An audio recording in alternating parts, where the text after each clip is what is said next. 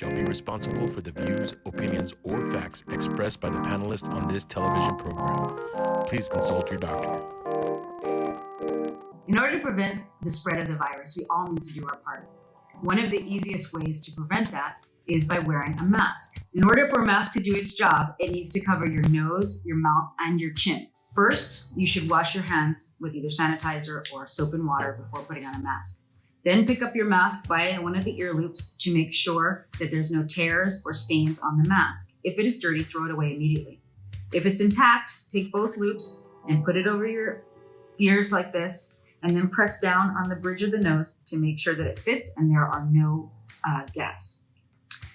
Once you are done with the mask, please take it off the same way. Both ear loops, pull it away, and put it either in a Ziploc bag or throw it away if it's a surgical mask.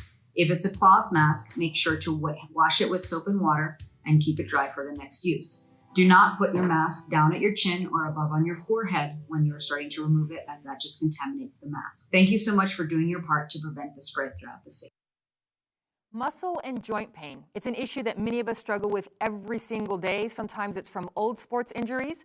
Sometimes it's the weekend warriors, and we all know who we are. There are also the student athletes that we're going to talk about tonight. And then there are those of us who are sitting at our office chairs all day long, Zoom meeting after Zoom meeting after Zoom meeting. These are all issues that orthopedic doctors deal with. During this next hour, we have two orthopedic surgeons, one specializing in adults and one specializing in pediatrics and student athletes. This is a live program, as you know, so think of some questions of your own that you want to call and ask us. That number is 881-0013. This evening's program is underwritten by the Hospitals of Providence. A special thank you to the Paul L. Foster School of Medicine for providing students for us this evening. Today we have Sarush Farsi, and we also have Courtney Holbrook. Sarush is a first year. It's always fun to say that. And Courtney came back, and she's a second year. So thanks for both of you being here. They've already texted some questions my way, and this is going to be a great evening for them. We also want to say thank you to the El Paso County Medical Society, who has been bringing the show to you, and we were joking, 23, almost 24 years now. Good evening, I'm Catherine Berg, and you're watching the El Paso Physician.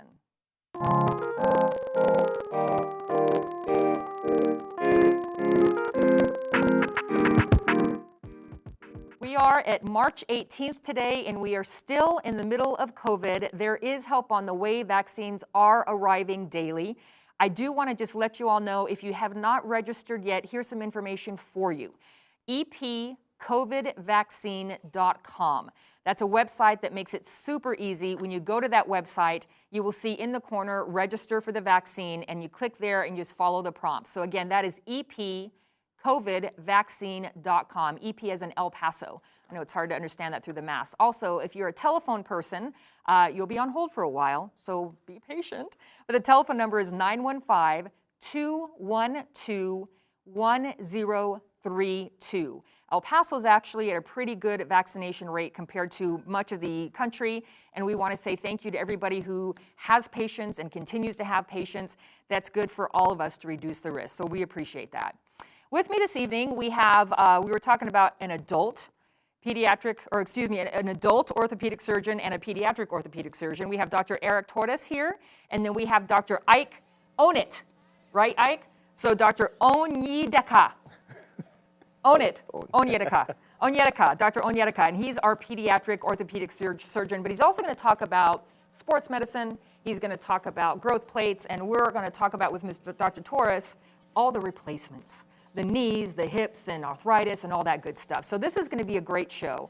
And I want to go to first when people say orthopedics, and we talked a little bit about this prior to the show. By the way, these two have great rapport. It's going to be a lot of fun to watch. When people say orthopedics, it's not just the bones and a couple of muscles and tendons. What exactly is the discipline and the specialty of orthopedics? Sure, that's a good question. And you're absolutely right. It's not just the bones. And although we are orthopedic surgeons by trade, it is not just surgery. Some people think, well, I don't want to go to the orthopedic surgeon because I don't want surgery. That's not necessarily true. As orthopedic surgeons, we're trained in the musculoskeletal system. So anything that involves a joint, a bone, a muscle, a ligament, tendons, and I can go on and on, but really your musculoskeletal system, what keeps you going, keeps you moving, is what we specialize in from the neck down. So any of those elements that involves that is what we work with. And there's a lot of treatment modalities, not just surgery, even as an orthopedic surgeon. And I like the way you say that it's the achy breakies, right? It's everything that you feel a little bit like, oh, this hurts a little bit, that hurts a little bit, and you guys become the rock stars because you're the heroes then, right? Oh, you fix this and you fix that. So as a pediatric, and I feel like pediatric, it's not just kids, because you're treating people all the way through high school, sometimes into their first college years when it comes to sports. Yeah. What do you specialize in when it looks at orthopedics with pediatrics? It's funny because orthopedics actually means straight child. So I basically treat deformity, sports, trauma, everything that kids could do to injure themselves or any issues they're born with is what I basically deal with. Congenital anomalies, like I said, fractures, trauma, sports. Right. Everything. So when we're looking at that, and I'm going to start with pediatrics first, and I wanted to say it out of the gate because something that I learned about several years ago when we were doing an orthopedic show is that I didn't realize that there were what are called growth plates. So there are plates in certain bones, not all the bones, and I'd love for you to explain to the audience which bones are in. So when you set a fifth grader, for example, if they break their wrist, and it's not a clean break, it's kind of broken, but there's a growth plate in there, you have to make sure cast is on only so long, or maybe you have to switch the cast. If you can kind of explain what that is, that'd be nice. Actually, all bones either have a growth plate or an apophysis. Okay. So all long bones have an apophysis. So like your humerus, your radius, ulna, femur, tibia, fibula all have a physis, we call it a physis. Okay. That's where the growth occurs for your bone. Okay. So like you said, like for a 5-year-old compared to a 25 or a 50-year-old, there's different things you have to think about when you're setting a bone or treating a bone. Like I said, kids are not small adults. Exactly. And so we treat kids differently than we treat adults. Exactly. Yeah. And kids tolerate more deformity, and as we tolerate more injury than adults do. So on that note too, and I'm going to get to Dr. Torres in a minute, if there is and let's say brand newborn, a brand newborn child that you can't tell that there is some kind of an orthopedic deformity until later on, when is that usually found out? Is that when they start moving, start crawling, start trying to walk? Is it something that you can see early on, or is it usually when the child starts moving and you're finding that there's some difficulty in the way they're able to move? It depends on the pathology and the disease process. Some pathology you could be seen in utero. For example, like club feet. I do a lot of club foot in my clinic. And explain what that is, if you don't mind. When you say club foot, explain what a club foot is. So I go to the technical definition. It's a cavus, adductus, varus, and equine deformity of the foot. Okay. And the foot literally appears to be like a club. Okay. It's like basically it's a fixed deformity where you can't passively stretch the child. We do treat that now with basically serial casting. Before it would be more of a surgical process. So now we basically have to like correct that each deformity in the child to correct that deformity in club foot. And when that occurs, are you, as the child is growing, are you changing the casting, or is it a way? So basically how you treat it is serial casting for a week. Oh, okay. It can be 5 to 6 weeks depending on how severe, or even longer depending on how severe the club foot is. Okay. So actually I did my first, I have a 8-day-old today that I did the first cast today. 8 days old. Yeah. 8 days old. And actually the earlier you start, the better the outcome, Oh, because they're more pliable as they are younger. Right. Exactly. So he'll go through 5 to 6 casts. Then to correct that, we call it equinus, or basically the foot is plantar flex or flex down. Right. I have to do a little percutaneous cut of the Achilles tendon to get that foot to come back up, and then cast it again. And they basically get put into what we call boots and bars for the next few years to maintain a deformity correction. And that's fascinating to me. And you were talking about pliability. And now we're going to go to exactly the opposite. Us old people, we're not that pliable anymore, right? So, Dr. Torres, I wanted to kind of start off with pediatrics, and I like this so the audience can start figuring out which questions to ask of which doctor.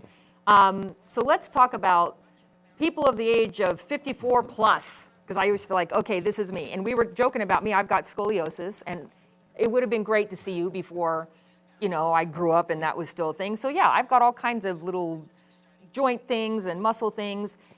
We were talking about COVID earlier. Are there a lot of people that you've seen this past year, and it's kind of crazy that we say this past year at this point, that have been putting off coming to see you about some aches and pains that they've had, some people that maybe were considering a knee replacement or a hip replacement prior to COVID, now they're like, And the reason I want to talk about that is that COVID is a thing, but the hospitals and the doctor's offices, everyone is very, very cautious about how to go ahead and do certain elective surgeries. And I wanted to bring that up and make that a point this evening. Sure, absolutely. My practice, hip and knee replacements, is purely elective. Having said that, people should not be putting off taking care of themselves and also taking care of their health. We're living in a different world. People are working from home, they're being more sedentary.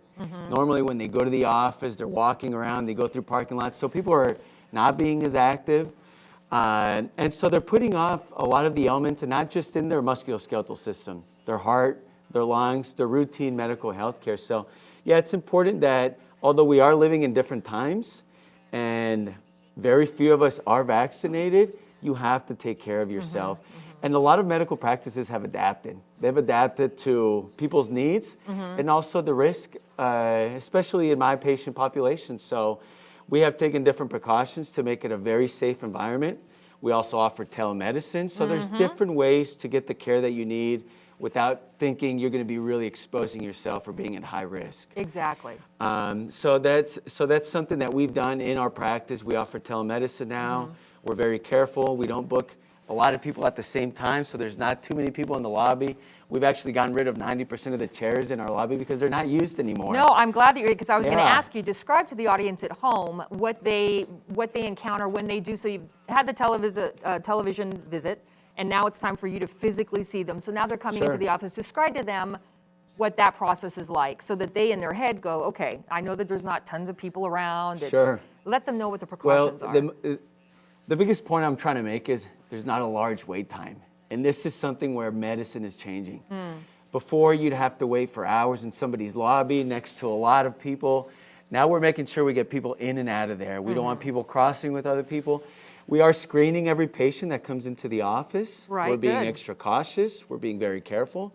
The staff is vaccinated. But yeah, I think it's making things more efficient, and I think this is going to be a new wave of medicine for us. I think this is going to set a new precedent going forward, which is good. It's going to be better medicine. I agree, and it's interesting because doing these shows over the last several months, there are so many things that have been put in place that there are certain doctors and certain programs that don't want to take that away. You know, it's Sure. the efficiency rate Efficiency, is really great. And absolutely. telemedicine, efficiency, timeliness, all that great stuff is going to be wonderful here. I want to ask a little bit about sports medicine, and we are kind of at the point where slowly, actually several schools have been in action with sports for several months now. And you were joking earlier. I asked if you're like one of the docs on the sidelines. I serve all of El Paso. So I'd love you to think about one of the most common sports injuries in teenagers in the high school realm, and just walk us through. We were talking earlier about different stories that you might have, you know, without names, without identifying anybody. What are some of the most common injuries that you see in teenagers in sports? I think that's a good question because that's a theme of my office is we call it a general spectrum of overuse injuries in sports. Overuse. And yes. it affects shoulders, knees, hips, everything. So a lot of, actually it's a growing trend now in youth sports of specialization. Especially down here, like where it's always sunny and warm, kids play the same sport all year round since like they were like 5 years old. I have like 5-year-old pitchers with like overuse injuries because they throw every day for a year. And it's almost like trying to break down like stigmas of just because you play a sport a lot doesn't mean you actually get better at it. You actually get worse and not be able to play a sport anymore. So I have to basically preach to like parents saying, hey, like your Let 'em son take or a daughter rest. needs like to rest and recover. The rest and recovery is what helps you prevent injury. And also, if you don't specialize, you play different sports, you actually become a better athlete. And the better athletes are better at sports.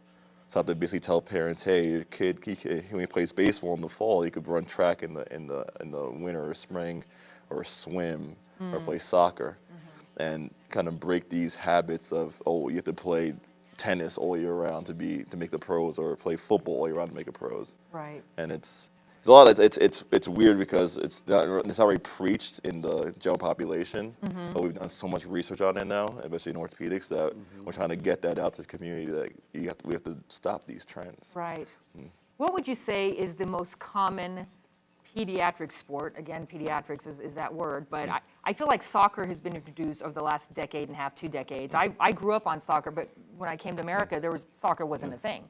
But I feel like almost every kid, that's the rite of passage, just like in my day, it was like softball or baseball or whatever. Is that kind of what you're seeing, is because soccer can be played year-round? Oh yeah, Is here that one of them? down in El Paso, soccer is a huge sport. Right. I have a ton of soccer players, especially female soccer players. It's actually interesting. Most of my pediatric, I do pediatric ACLs, and like adult Okay. ACLs. A lot of my pediatric ACL injuries are female soccer players. Okay. Yeah. So when you talk about overuse, an ACL, I feel like something had to snap. Yes, something that's not happened. overuse. Yeah. So let's talk about an ACL snapping, something going wrong, and how. And you know what? Let's maybe talking about the growth. Let's say this is someone who's in first grade, and then go to someone who might be a junior or senior in high school. And how differently do you deal with an injured ACL in those age groups? So ACL is more of an adolescent teenage injury. Okay. It's very, very rare for someone younger than maybe 11 or 10 to have an ACL injury. So it's a good question because there's a spectrum of how you treat ACLs in age groups. So for example, if you're prepubescent girl or boy and you have an open physis, we'll be very careful about breaching your physis with our graft. Tell me what a physis is. So a physis is a growth plate. Growth again. plate, gotcha. Yeah. So basically, Okay. when we perform an ACL surgery, we have to drill from it's all about the graft to make a new ligament. We used to use Gotcha. a tendon to make a new ligament. In adolescence, it's better to get the tendon from that actual individual. It could be a quad, a hamstring, an IT band, and turn that tendon into a ligament. Okay, I'm going to stop here Go because this ahead. is just a curiosity question now. Yes. So now you take a ligament from Oh, the tendon, hip, a tendon. or a tendon. Sorry, Yep. a tendon from. You take part of a tendon. Yes. You take how do you know? For example, I do a lot of hamstring harvesting for my ACLs. I'm trying to. Hamstring harvesting. yeah, that no, just it's sounds wow.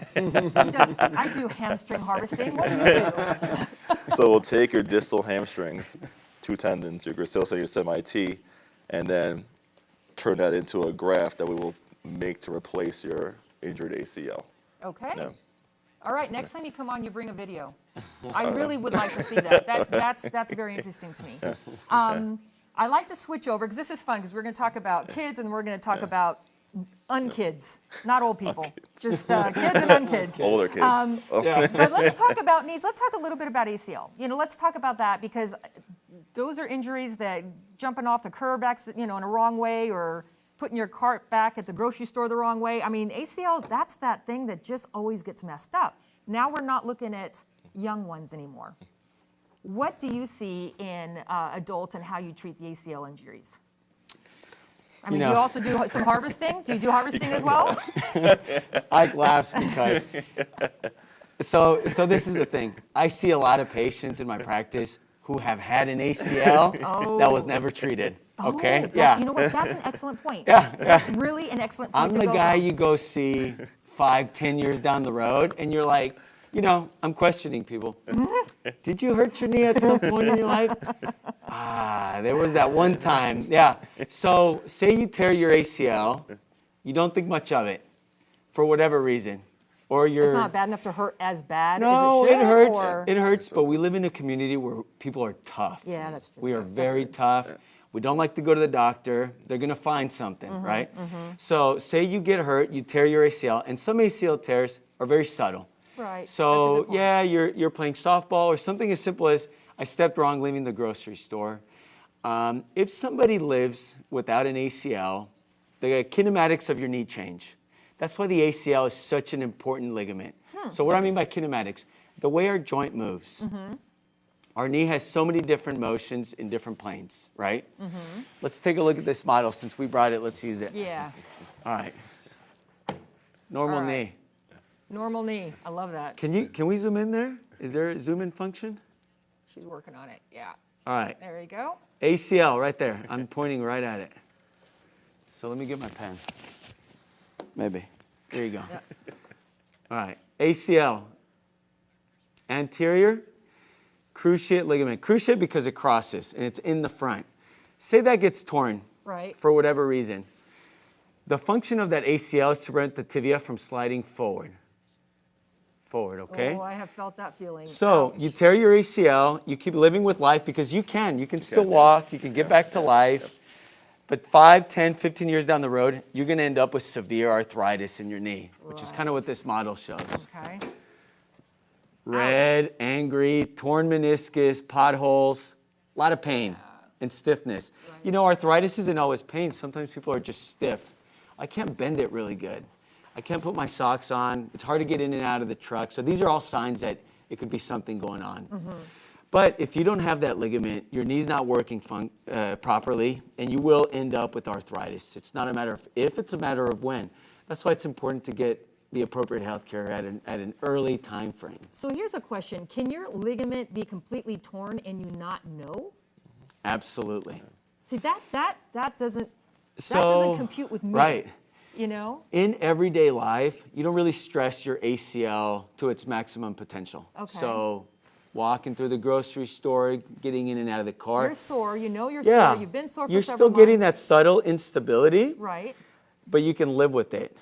If you're a skier, you play soccer, you will know for sure Right. that your ACL is Okay, gone. I But get if you that. don't push your knee to the limit, you're just going to have that subtle instability that's constantly happening and eventually end up hurting your knee really bad.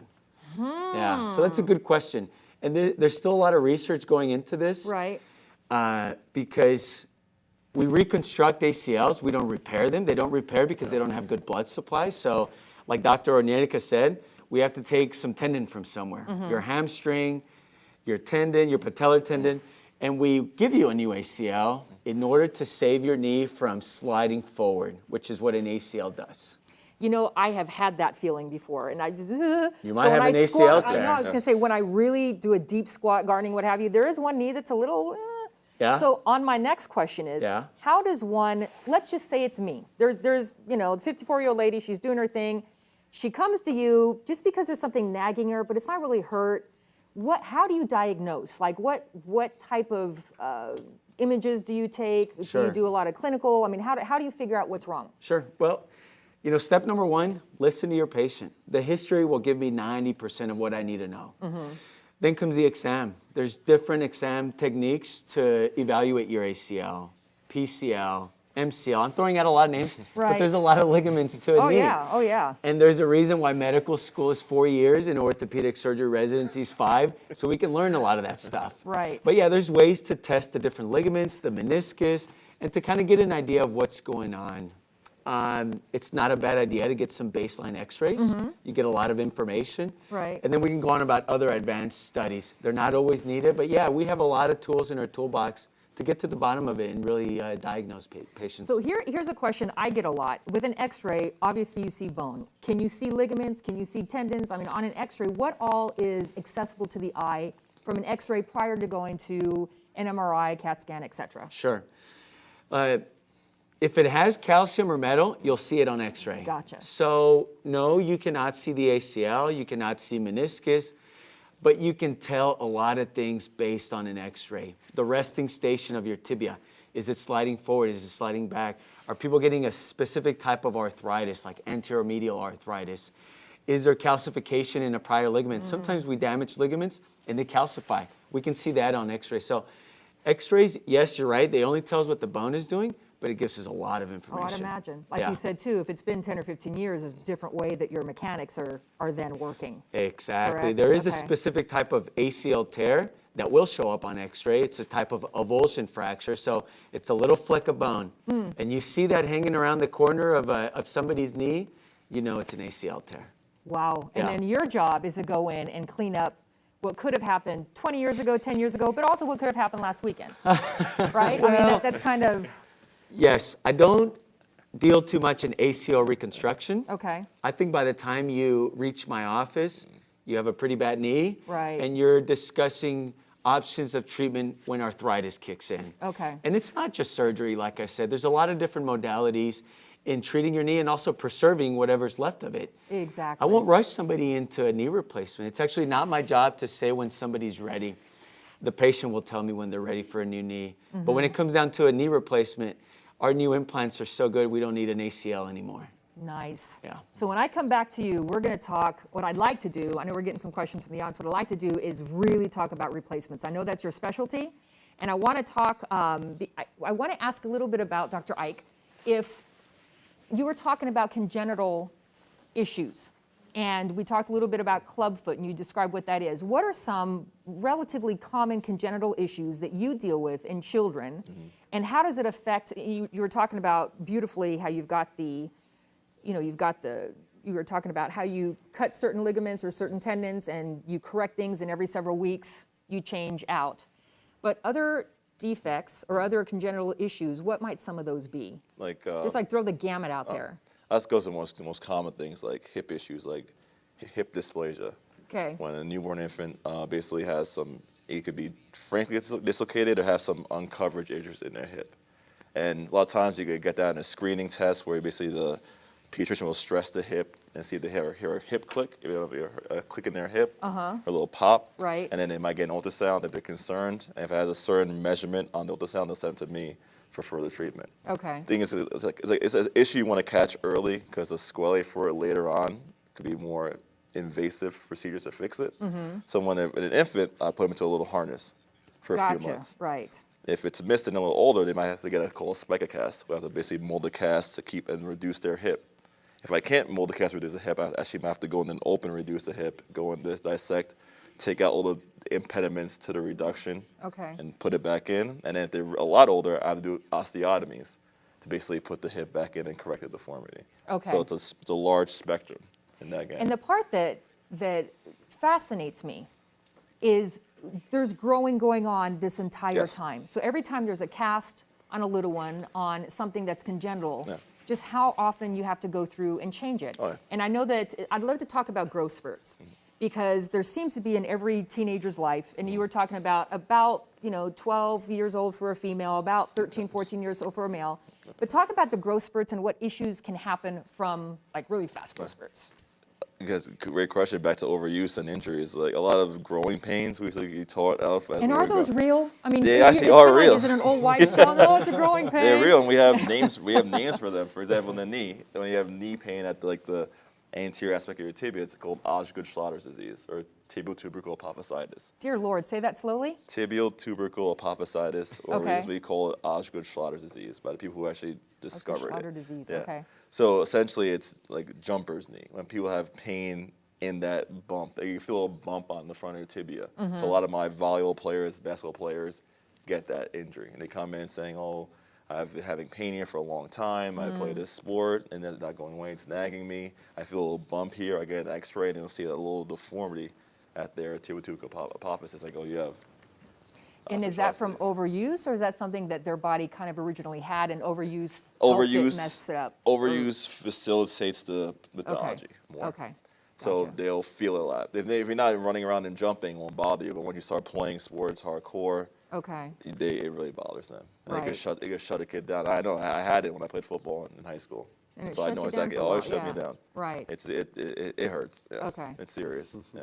So I want to talk, before I switch over to doing a lot of replacements, I want to talk about scoliosis because I feel like that's the silent thing that, kids don't know when they have it. And again, I'm looking at kind of the age of when, if you're gonna have scoliosis, and I feel like it's far more common in females. I could be wrong, maybe just because, and why is that? And what age does that begin?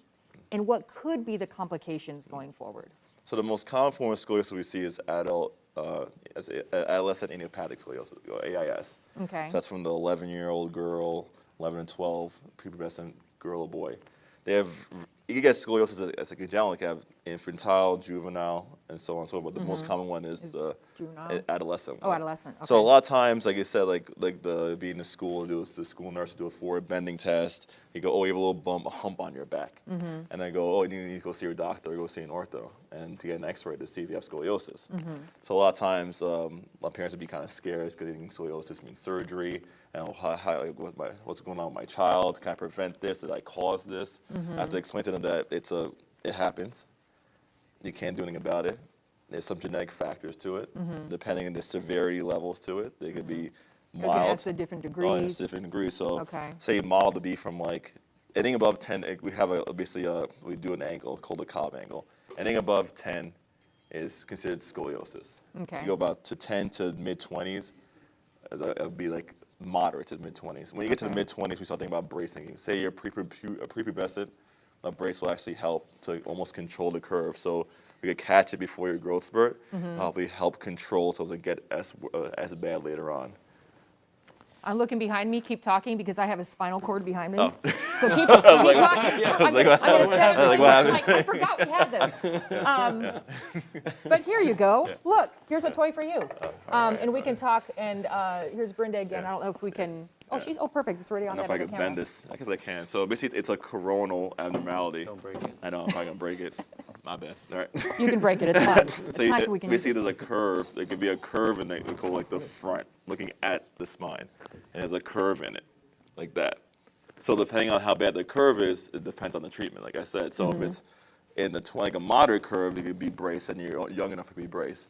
If it gets severe enough where it's in the 40s and above, you think about fusing it back and basically fusing it back to prevent any more thoracic or visceral issues. Because if your curve gets some kids have severe curves, like it could be 90 degrees to 100, and it gets to affect your breathing. Right, exactly. And that actually becomes a life issue, Okay. life and death issue, not just a appearance issue or function issue. Right. So just depending on the severity is how we go about treating it. You know? So let's say somebody's now in their 20s, all the growing's done. They are, and I don't know, this is a hard question to ask, but it's in between being like, this is really affecting my life, and I, like you were talking about, people just live with it. Like I've always kind of walked a little bit this way. How does one treat after all the growing's done? Can this be treated? And I'd imagine it's through surgery. Are there rods? I don't know. You tell me. So once again, it depends on the severity, and it's like medicine is an art. I can't just say, oh, you have a 40-degree curve, you get surgery. So no. Right. Thank you. Yeah, the audience appreciates that. I'm sure. Yes. We did a discussion. And they go, this is what we recommend. This is how you're feeling. What do you want to proceed with? So we only give you suggestions. I can't make you do anything. Even like Eric could tell you that he can't make you get a hip replacement. Right. And usually with hip replacements, he'll go to him saying, please replace my hip. So the thing with certain issues like scoli, a lot of times we'll tell you, hey, it's in the best interest that you have this procedure for X and Y reasons, or if you don't want to, it's okay. Right. So we just have a discussion. Yeah. And I'm just thinking, me in my 20s, if I had, again, I don't have bad scoliosis, but it does affect me. I mean, we were talking about before the show. My left neck and shoulder always bug me. If I'm walking for more than an hour or so, the left hip is like starting to burn. Because the thing with bad scoli, it could progress when you're older to really bad arthritis in your back. Then you will actually need to have bad pain and have radiculopathy or like pain going to your legs or nerve issues. Then that's different. Then you lean more towards surgery to preserve your function. Okay, since you're the old person, Dr. Torres, I guess I need to come in and see you and get some x-rays taken, see how crooked I really am.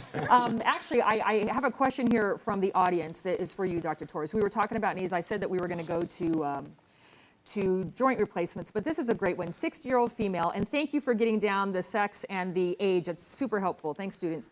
60-year-old female wants to know what kind of exercise she needs to do to help heal a partial ripped meniscus. So we haven't talked a lot about meniscus yet. Sure. So let's kind of start with there. Okay. And then we'll try to answer her question. Sure. Because there are exercises, but y'all have to be careful too. And to your point, rest is a good thing, right? Yeah.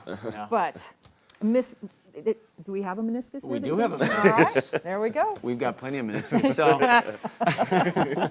So what is a meniscus? What is a meniscus? Think of it as a cushioned disc inside of your knee, and we have two, okay? Think of it as a shock absorber to your truck, but these are to our knees. They commonly tear. It's a common injury. Not all meniscus that tear need surgery, okay? There are ways to rehab through it, get you better and get you into a functional state where you don't have to undergo any more intervention. Some of them do require surgery. So first line of treatment is, if it happened recently, cryotherapy, so ice, to lower inflammation. When we hurt something inside of the knee, we have some internal bleeding.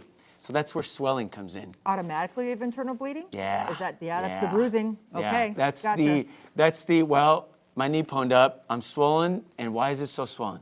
I can't bend it. So when our knees swell, we can't bend it very well, and our muscles shut up. So in order to rehab somebody from an acute injury, you want to give them some ice, rest, like Dr. Onyetica said, Some compression does help, and then start getting the knee moving again. Right. By rest, I don't mean lay on your couch or be in bed for the next 4 weeks. Exactly. But I mean, don't go for a jog, maybe go for a walk, low impact activity. So that's what's important. There is a role for formal physical therapy. They can help guide you through the right exercise and activities, and they can help you recover from such an injury. Not all meniscus need surgery. Right. Having said that, there are some that can be quite problematic, and they're not amenable to conservative treatment. And if that's the case, then there is minimally invasive intervention such as arthroscopy, which is camera surgery, to try to fix or repair that meniscus. So if you don't mind, talk, because everybody talks about the surgery now. What is happening? So you've got the two little tubes going in, you have the little claws. Describe what is happening when you do arthroscopic surgery. So arthroscopic, by definition, is a camera surgery. Right. You do small incisions to get instruments into the knee. It's a minimally invasive way to A, take a really good look inside of the knee, Okay. and B, access the meniscus or the ligaments or cartilage, whatever it be that you're after. And we've got all sorts of tools. So is the camera itself a robot as well? So it's a camera that also has the little claws on there? And I know I'm trying to really dummy this down because I want to be specific on how, or is it two different things? Camera is not a robot. Okay. A camera, you're holding it with your hand. Right. And then But you're you're doing the other. controlling it, and then you've got your other arm controlling the tools to do whatever work you need to do. Gotcha. Yeah. Okay. There is no such thing as robotic arthroscopic surgery in orthopedics. Gotcha. Yeah. Not yet. Yeah. So in my head, I'm thinking a colonoscopy, It's coming. right? It's You've got the coming, yes. camera, but then you Yeah. also have the clippers that take off, It's coming, yeah. you know, the polyps. So in my head, I'm trying to figure out, you know, anyway, we answered that question. Right. So that's good. Yeah. So let's go back to what kind of exercise if she knows that she has an injured meniscus, what kind of exercise should she be doing to help heal it at this point? Sure. And Low she's impact. 60? Okay. Yeah. Low impact activities such as walking instead of running, cycling, swimming. These are great for your knee and help you recover from any injury. Okay. I'm doing a cold call read right here. Question from Celia. She's 60 years old, and I had my right arm shattered and rotator cuff torn many years ago. Now doctors tell me that it's too late to have the rotator cuff surgery, and I am in pain every day. What options do I have to stop the pain and be able to function daily? That's a cold read from the audience. Taurus, I'm throwing that your way, unless Okay. you want to throw it away. No, But- well, I'm sure, you know, we both take trauma call. We both Right. deal with patients who end up with shattered arms, torn meniscus. So I'll give Dr. Onyetika, I'll get you something that's past the age of 18 right. after this one. There are treatment options. So this is a patient who's describing an irreparable cuff tear, is what it Okay. sounds like to me. Right. So when somebody tears tendons, you do have a time frame to fix them. Sometimes it is damaged so bad that they are irreparable. And so in somebody who has no rotator cuff, which means they don't have the tendons to lift the arm, there are salvage options in order to fix that in somebody who has significant loss of function and pain. Okay, this is where I'm thinking harvesting. I mean, Yeah. do you take from one part of the body? I will tell you, yeah, Okay. there are some options that do that. I am not a shoulder specialist by any means. I'm a hip and knee specialist, but I did go through an orthopedic residency, and there are ways to put a capsular barrier to prevent your humerus from riding high. Getting into a lot of detail, but yes, there are minimal invasive ways, and there are what we call maximally invasive, such as reverse shoulder replacements and total shoulder replacements and options such as those. Gotcha. Yeah. Okay, nicely explained. Okay, I have a couple of questions here. We were talking about when growing stops, growth plates stop. I think you said 14 for girls, 16 for boys, yeah. except for collarbones. And these are fun, right? These are fun questions. So broken collarbones, I feel like with contact sports, you know, Controversial. Yeah. are they? We can skip it if you No, I want like to. it. Because No, literally, no, I mean, no, we've no. got so many Let's talk things. about it. Let's So talk about let's it. talk about because you can't really set or cast a collarbone. How do you treat a collarbone? So let's start from infants or even neonates to adults. So Okay. sometimes it'd be a difficult birth, and a child is actually born with a broken collarbone, and actually calling from the NICU saying, "Oh, the child has a broken collarbone. What do we do?" And so neonates are like Wolverine in the X-Men.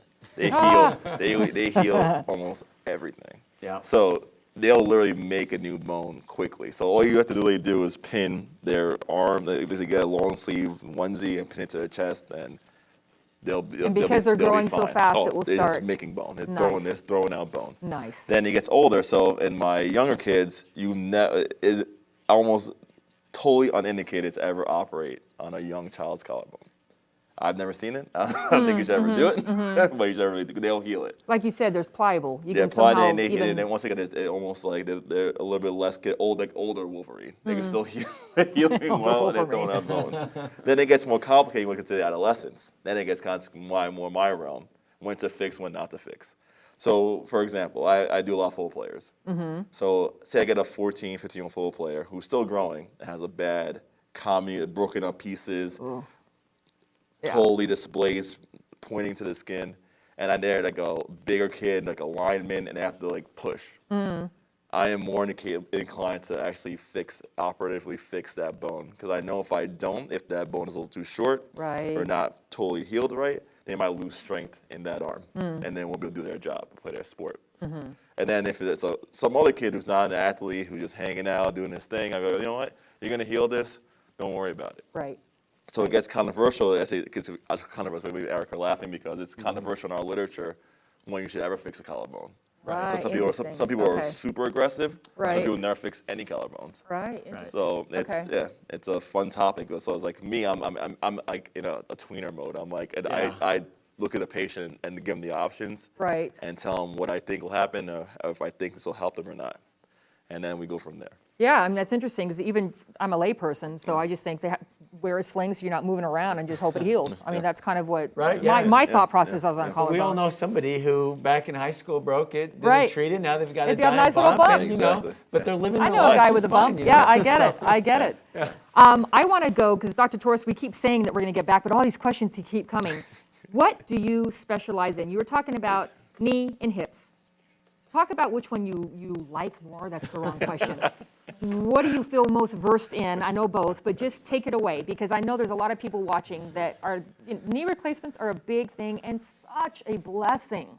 Sure. When people finally get them, when they finally make the decision. And maybe that's the first question. When do people finally say, okay, it's time for a knee replacement? And then do the same thing with the hips. Sure. So I don't have a favorite. Okay, I do that's specialize good. in You hip don't want and the knee favorite child. replacements. I think I love both, which is why I do it for a living. When do patients say they're ready? That's different. Every patient's different.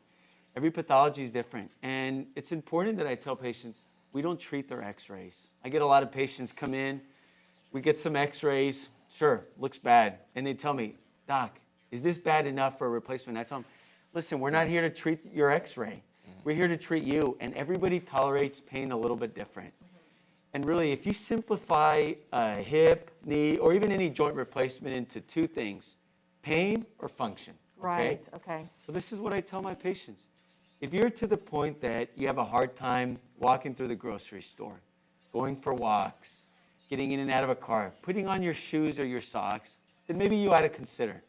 What I don't want is my patient to become sedentary, start gaining weight, then they've got heart disease, their diabetes gets worse, or they get Right. diabetic. So these are all connected things. So you never have to have a hip or a knee replacement. It's important to know that. It's purely a quality of life thing. And I tell my patients, listen, you'll know when it's time. Not your x-ray, not your significant other. You'll know when it's time. And it's important that people know there are conservative treatment options, even for severe arthritis. Not every patient that comes through my door with bad knee ends up with a new knee. Right. I just give them their options. I tell them these are all the options we have.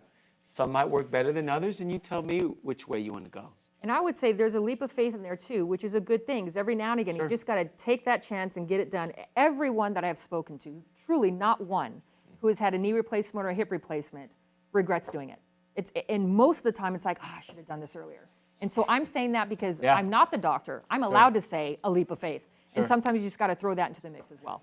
So when you're replacing like I've heard of partial knee replacements. What does that mean versus a full knee replacement? Are you able to go through that really quick? Sure, yeah, that's a good question. So a knee is made up of three compartments, as simple as that. Medial, which is the inside, lateral, which is the outside, and patellofemoral. So under your kneecap, there's another compartment. And a good candidate for a partial knee replacement is somebody who only has partial disease. As simple as that. Right. If you have partial disease and your goal is an earlier recovery, getting back to life, and the rest of your knee looks awesome, then sure, you might be a good candidate for a partial knee. You know, I see a lot of patients come in and see me because the media pushes partials a lot. Because okay. it's a much less invasive surgery and faster recovery. It's important that patients understand if they do have disease in other parts of the knee, they might be better off with other options. But yeah, a partial knee is a great surgery that some people qualify for because it's less invasive. And it gets them back to life sooner. Right. Yeah. Now, I'm curious about the hip. Again, I think eventually in my lifetime, I hope to live to be 99 years old. But I'm thinking the left hip might need some help right around 86. So let's talk about hip replacements. And you know what? Speaking of ages, because I feel like now the 50 is the new 30, et cetera, et cetera. Because, you know, and talk a little bit about that because people are like, oh, I'm too old to do that. But that's not really the case. Well, you know, you keep bringing up the age thing. I don't run a geriatrics practice. I run a total joint practice, and I have 17-year-olds that come and see me that are in need of help. It's important to know that arthritis is not a disease of the elderly. Right. It can happen to anybody, and it can happen for many reasons. It's multifactorial. Injuries, age, genetics, that's a big part of it. Right. And that's something we can't change. Right. Prior deformity. So the list can go on and on. Having said that, it's not something that you absolutely need to get as you age. Not every 85 or 90-year-old ends up with a hip replacement. Right. Okay. Right. Some people do end up never needing a joint replacement in their lives. So it's important to know that. Yeah. And it is really, you will know when it's time. Yeah. We are running a little bit out of time here. We've got about 12-ish minutes, más y menos. And so, Dr. Onierika, I would like to ask you, I have a bunch of just concussions. I know you're not a concussion guy. I get it. We talked about ACLs. I do want to talk about tailbone injuries because I feel like nobody talks about that. Okay. I was a gymnast in high school. I had a doozy of it. I mean, I couldn't walk right for about 4 or 5 months. You can do not, at least at the time, you can't do anything about it. I could have been a hairline crack. I'm not sure. Is that even something that is treatable? Yeah. It's a weird one. I'm throwing the weirdest one out there that I can look at right here. That's an interesting question because operatively, most orthos, we actually don't operatively treat tailbone injuries. Right. Is it kind of like a 'Cause collarbone thing? It not is that, it's where the location is. It's in your, basically your, by your intestines and your rectum. So we don't like operating down there. It's kind of dangerous. So a lot of times if you ever need a tailbone excision, which is super rare, we'll probably refer you to a general surgeon, or maybe if a sponsor wants to dabble down there. But we don't really do it. I see I see a lot of tailbone injuries. Yeah, I was going to say. They hurt, but we treat it non-operatively. Okay. Called like what the tushy cushions and Right, the tushy cushions. Okay. So that also is something that needs to heal on its own for the most part. Right. You watch, you know, you do what you need to do. It's commonly fractured, rarely needs any kind of surgery. Right. Exactly. Very, very rare. And if there's a bone in your body, you can fracture it. You know what? No kidding. No kidding. You talked about overuse injuries, and so I've got a couple here that I think about. The golf wrist, I think about. I think with tennis elbow, that's just a common one. With golfing, I guess it's shoulders. Just in general, people that are the weekend warriors. You talked about it before, but I would like for you to talk about it again, that if they feel like something's not right, when do they know to go to you or you? And when do they know just to kind of lay off for a while? Good question too. You gotta like understand your body. If you have pain and your pain is refractory to like Motrin, Tylenol, rest, you start thinking about seeing a doctor because then something might be really wrong. Usually like recovery is like the mainstay of healing. The body heals by rest. As I go back to my recovery and overuse in sports with kids and athletes, it's a lot of athletes don't rest well. Right. They don't listen to their bodies. And I'm loving sports now, like with LeBron and even Tom Brady, that they're showing how important it is to listen to and treat your body well. That's why they're still playing at a high level, because they take care of their bodies. They know when they're in pain or injured, and they spent millions on recovery. because it's so important. So a lot of And when you say recovery, resting? resting, but therapy, certain types of resting, therapies, fitness, exercising a certain way. eating well. Okay. It all matters. So like a lot, like basically now in this new age, we're learning more and more about that.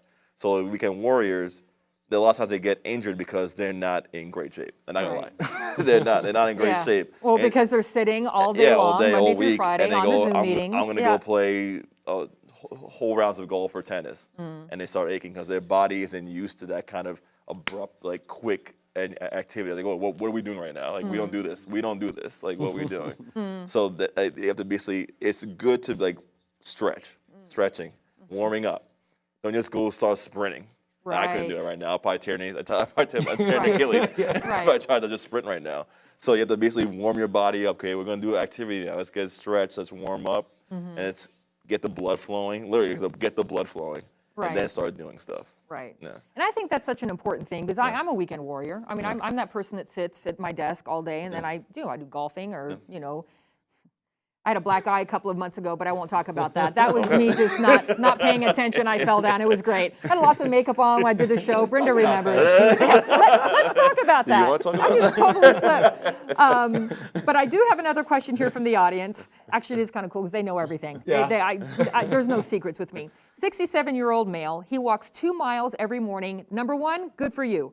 Walks 2 miles every morning. You were talking about moving around. A few hours later when he rests, his lower leg twitches. He says it doesn't really have pain, but it twitches. And this is not a neurological show, I get it, but I like to honor the questions from the audience. I'm throwing that your way, Dr. Torres. If there's something that you might be able to answer with that, I don't know. The first thing I would ask is, are you staying hydrated? He's obviously being active. He's getting out there, especially now that spring and summer's around the corner here in El Paso. Twitching, muscle cramps, this is something we commonly see, especially in athletes, but not just athletes, anybody who remains active outdoors. Staying well hydrated, making sure your electrolytes, everything is in check. So that would be one thing I would want to ask. And then also too, just keep moving. That's a really, really big thing. I've got I have a whole Da Vinci system here, but I'm not going to talk about that right now. What I do want to do, since we're running a little bit out of time, is give once again that if you have not received your COVID vaccine, and if you're interested in receiving it, I know there's some hesitation there, and that's something too.